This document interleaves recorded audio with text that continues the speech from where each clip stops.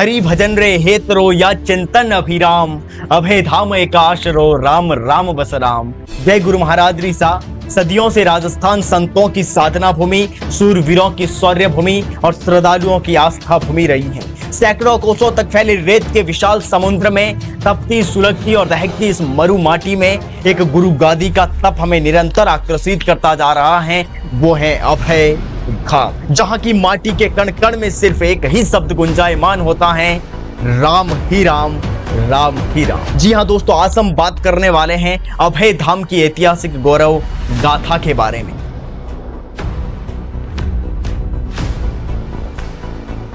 राजस्थान के पश्चिमी छोर पर बालोतरा जिले की नगरपालिका सिवाना में स्थित अभय धाम अपने आप को 56 की पहाड़ियों से घेरे हुए तपस्या एवं साधना की महक से धधकती इस मरु माटी में पावनता और दिव्यता के कण समाहित करता जा रहा है। ऐसा प्रतीत होता है कि समय चक्र की रेखाएं बीतती चली गई और ये अभय धाम सिद्ध और महान तपस्वियों की कर्म भूमि और तपोभूमि बनता चला गया। संत धरोहर शांतनी तप तप तपिया तपेश, इनधर इथा बैसिया ब्रह्मा विष्णु महेश। अब बात करें साथियों इस धाम के शुरुआती समय की, तो गुरुपद परंपरा माला के सुमेरु रत्न आदि गुरु एवं जगत गुरु स्वामी रामानंद आचार्य जी की परंपरा में अयोध्या से महान संत शिरोमणि श्री भगवान दास जी महाराज का पचपदरा के निकट त्रिसंगड़ी में विश्राम करने की इच्छा के चलते वे इन 56 की पहाड़ियों में पधारे और उनके शिष्य श्री साहिब राम जी महाराज ने सिवाना के भक्तजनों का अनुग्रह स्वीकार करके यहीं पर अपना आसन स्थापित किया। लेकिन उस दौर में साथियों इन 56 की पहाड़ियों में नाथ साधुओं का वर्चस्व बना हुआ था। गुरु कृपा का चमत्कार तो देखिए,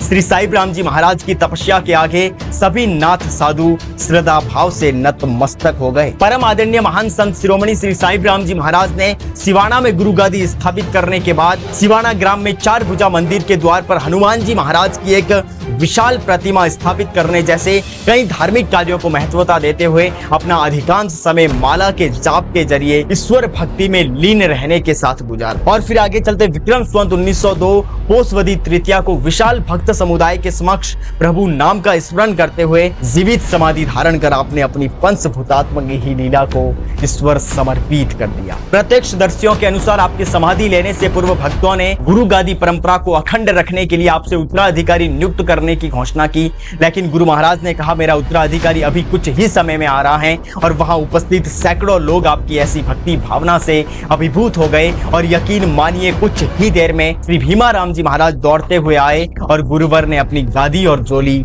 उन्हें समर्पित कर दी। बचपन से ही माता पिता का स्वर्गवास हो जाने के कारण श्री भीमा राम जी महाराज का आरंभिक जीवन काफी कष्टमय और काफी दुखदायक रहा और बचपन से ही आप गायों को चराने में और माला फेरने में अपना अधिकांश समय लगाया करते थे। और फिर आगे चलते गद्दी के प्रताप और माला के चमत्कार के जरिए आप एक वचन सिद्ध महात्मा के रूप में इस पूरे क्षेत्र में विख्यात हो गए।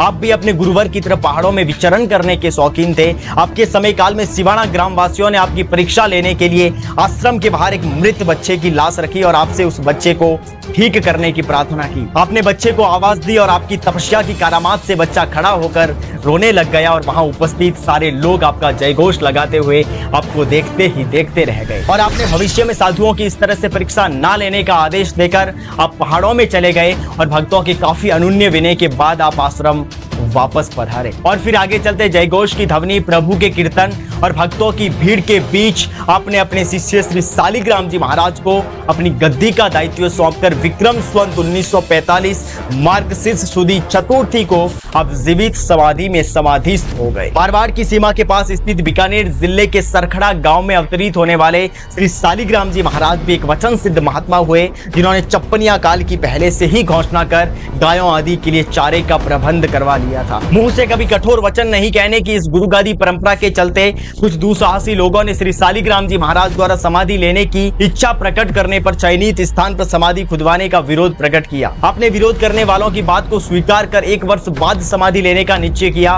लेकिन उस 1 वर्ष के दौरान विरोध करने वालों के पूरे परिवार ही समाप्त हो गए। फिर आगे चलते विक्रम संवत 1970 मार्गशीर्ष वदी द्वादशी यानी 12 के दिन आपने अपने शिष्य परम पूज्य श्री मनसा राम जी महाराज को गुरु गद्दी का दायित्व सौंपकर आप जीवित समाधि में लीन हो गए। सिवाना गुरुगादी परंपरा में परम आदरणीय श्री मंसाराम जी महाराज मूलत सिवाना के ही निवासी थे। ऐसा कहा जाता है कि इनके पिताजी श्री स्वाई सिंह जी दीर्घ काल से संतान सुख से वंचित थे और उन्होंने अपनी व्यथा की कथा कई बार गुरुवर श्री शालिग्राम जी महाराज के चरणों में अर्पित कर रखी थी। दुखारी और कल्याणी मनोवृत्ति के चलते श्री शालिग्राम जी महाराज ने एक बार परिहास के स्वर में पूछा, जे थारे टाबर विया तो मने काई देई, अगर तुम्हारे संतान हुई तो मुझे क्या देगा। और इस प्रत्युत्तर पर स्वाई सिंह जी भाव विभोर हो गए। चमत्कार प्रारंभ होने लगा। श्री स्वाई सिंह जी अपनी पहली संतान को लेकर श्री शालिग्राम जी महाराज के चरणों में पहुंचे, लेकिन शालिग्राम जी महाराज ने इस संतान को स्वीकार नहीं किया। इस प्रकार क्रमशः 3 बार अस्वीकृति मिलने के बाद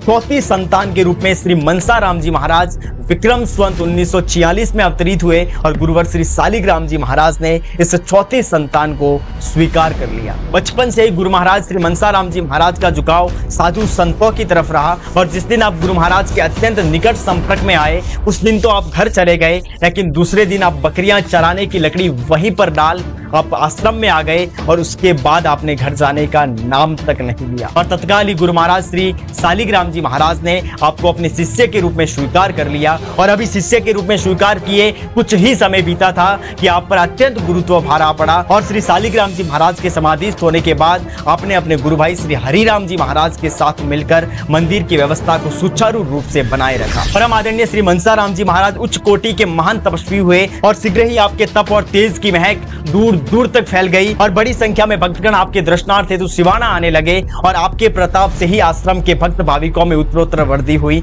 जिसके फलस्वरूप सिवाना कस्बे का नाम सर्वत्र मशहूर हो गया। आपने सिवाना के अतिरिक्त पाटोदी, पचपदरा, जसोल, कुंडल, समदड़ी और भीमगोड़ा जैसे स्थानों पर चातुर्मास कर आश्रम की ख्याति में अपार वृद्धि की। और साथियों आपको बता दें कि अमर गुरु श्री मंसाराम जी महाराज ने अपने जीवन काल में संपूर्ण कुंभ मेले को महाप्रसादी भी करवाई थी। स्वर्गा सुसवियान बड़ो जीवित समाधियां पंस, कुंभ मेलो त्रिपत करियो नमो नमो गुरुवंश। फिर आगे चलते विक्रम संवत 2020 में आपने समाधि लेने का निश्चय किया, लेकिन कुछ शासकीय अड़चनों के चलते समाधि को कुछ दिनों तक टालकर 5 दिनों बाद श्रावणवदी चतुर्दशी गुरुवार के दिन आप जीवित समाधि में समाधिस्थ हो गए। गुप्त रखने के प्रयत्नों के बाद भी हजारों की संख्या में भक्तगणों ने आपकी समाधि के दर्शन किए और आपने समाधि लेने से 5 मिनट पहले अपने शिष्य श्री अभयराम जी महाराज के सर पर हाथ रखकर अपनी गद्दी का दायित्व उन्हें सौंप दिया। राजस्थान के जालोर के आलावास नामक गांव में श्री अभयराम जी महाराज का अवतरण हुआ।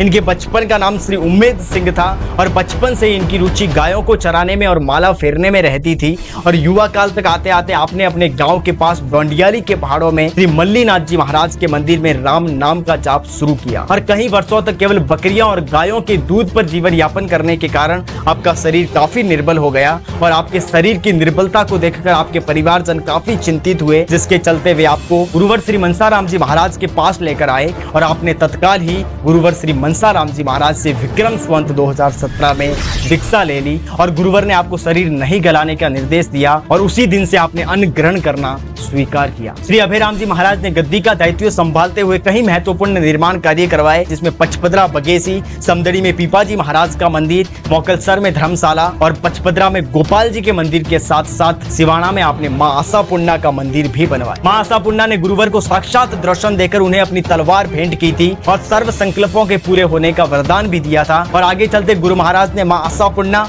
माँ सच्चियाय माता, माँ सरस्वती माता, श्री लक्ष्मी नारायण और रिद्धि सिद्धि सहित गजानन जी महाराज के साथ ही काले गोरे भैरव और माता जी के वाहन सिंह की भव्याति भव्य और दिव्याति दिव्य प्राण प्रतिष्ठा करवाई, जिसमें सैकड़ों नहीं हजारों लाखों की संख्या में भक्त जनों का जन श्रद्धा का सैलाब उमड़ पड़ा। गुरु महाराज का वर्ष 1990-91 में चौमासा के लिए जोधपुर से अभयधाम आना अपने आप में एक चमत्कारी घटना थी। कई लोगों ने वापस जाकर देखा किसी भी ट्रक, कार या जीप का बहुत कम समय में पहुंचना संभव नहीं था, लेकिन आपकी दिव्य दृष्टि को न काल बांध सका न दूरी बांध सकी। आप तुरंत ही जोधपुर से अभयधाम आ पहुंचे। आपकी वचन सिद्धता और त्रिकालदर्शी की घटनाओं का विवरण लिखने में बरसों लग जाएंगे। मेरे वीडियोस की सारी लिमिटें पूरी हो जाएगी, लेकिन वे अधूरे ही अधूरे रहेंगे। और फिर आगे चलते विक्रम संवत 2075 चैत्रवदी 13 29 मार्च 2018 को गुरुवर श्री अभयराम जी महाराज समाधि में समाधिस्थ हो गए। श्री अभयराम जी महाराज के समाधिस्थ होने के बाद उनकी 17वीं के भव्य आयोजन में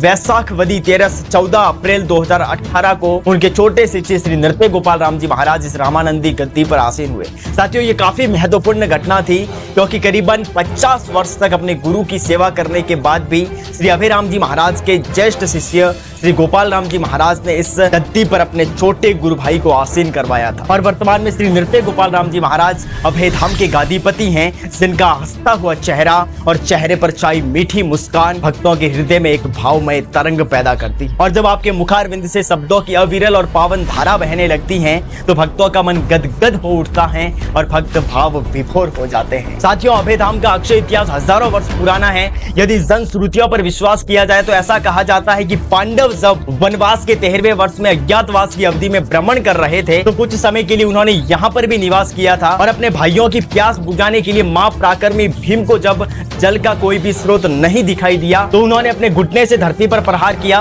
और जल का स्रोत बहने लगा। और राजस्थानी भाषा में घुटने को गोडा कहते हैं और तभी से भीम का गोडा यानी भीम गोडा के नाम से यह स्थान प्रचलित हो गया, जो वर्तमान समय में सिवाना से करीबन 5 से 6 किलोमीटर की दूरी पर स्थित है। श्री अभयराम जी महाराज के ज्येष्ठ शिष्य और वर्तमान गादीपति श्री नृत्य गोपाल राम जी महाराज के गुरु भाई उच्च कोटि के महान तपस्वी श्री गोपाल राम जी महाराज का अधिकतर लगाव भीम गोडा से ही रहा है। सिवाना गुरु महाराज आश्रम की सबसे बड़ी बात यह है कि जब कोई भी श्रद्धालु यहाँ आकर पुनः प्रस्थान करना चाहेगा तो उसे सीख लेकर जाना अनिवार्य है। मैंने ऐसे सैकड़ों नहीं हजारों प्रत्यक्ष प्रमाण देखे हैं। जब गुरु महाराज सीख देते समय प्रसाद देकर अपने मुख से राम नाम का उच्चारण नहीं करते हैं तब तक कोई भी श्रद्धालु इस पावन धाम को नहीं छोड़ना चाहता है। भक्तों, इतिहास साक्षी है कि करीबन 79 गुरु पीढ़ियों की अटूट तपस्या और अखंड भक्ति के पुष्पमय वरदान के आलोक से ये गुरुगादी निरंतर लोक हितकारिणी प्रेरणा का अक्षय स्रोत रही है। और इस गुरुगादी के कई साक्षात चमत्कार देखने को मिले हैं जिन्हें सुनकर शायद आप सोचने पर मजबूर हो जाएंगे। एक गुरु भक्त अपने छोटे भाई को इंजीनियरिंग कॉलेज में भर्ती कराने गया। गुरु महाराज ने स्पष्ट कहा कि ये इंजीनियर नहीं बनेगा और 2 बार अलग अलग इंजीनियरिंग कॉलेजों में भर्ती कराने के बाद भी वो इंजीनियर नहीं बना और आखिर में जाकर वो बैंक कर्मचारी बना। एक बार गांव में भयंकर लपटों के साथ आग लगी। गुरु महाराज ने रेखा खींच दी और उसके बाहर आग की लपटें नहीं फैल सकी। ऐसे हजारों साक्षात चमत्कार हैं। गुरुवर के चमत्कारों का अंत ही नहीं है। एक बार जयपुर की एक भक्त बहन ने जिद की कि मुझे भगवान को देखना है और यकीन मानिए साथियों, गुरुवर ने सुबह 4 बजे उसे बुलाकर आकाश में देखने को कहा। आकाश में एक बड़ी थाली के आकार की वस्तु में आरती दिख रही थी। भगवान यही ज्योति स्वरूप है, ऐसा उपदेश देते हुए गुरुवर ने भगवान के दर्शन करवा लिए। तो दोस्तों, ये थी अभयधाम की ऐतिहासिक गौरव गाथा। वाकई ये ऐतिहासिक गौरव गाथा आपको अच्छी लगी हो तो गुरु महाराज के हर एक भक्तगण तक इस ऐतिहासिक गौरव गाथा को शेयर जरूर करें। और ऐसी ही ऐतिहासिक गौरव गाथाएं और देखने के लिए स्वरूपा हिस्ट्रिकल चैनल को सब्सक्राइब कर बेल आइकन को जरूर प्रेस करें। और यहाँ तक अगर इस ऐतिहासिक गौरव गाथा को आपने देखा है तो मुझे पूरा विश्वास है कि आप इस ऐतिहासिक गौरव गाथा को भी एक बार जरूर देखेंगे। बहुत बहुत धन्यवाद। जय गुरु महाराज रीसा।